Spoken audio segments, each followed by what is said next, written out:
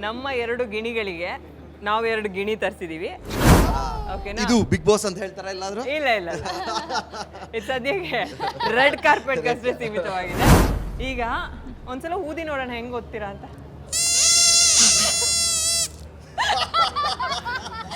ಅರವಿಂದ್ ಒಂಚೂರು ಹೇಳ್ಕೊಡಿ.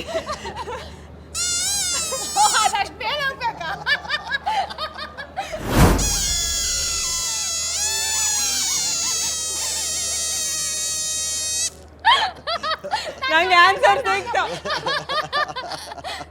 ಅಂದ್ರೆ ಯಾಕೆ ದಿವ್ಯಾ? ಅದೇ ಅದಕ್ಕೆ ಸಮರ್ಥನೆ ಬೇಡ.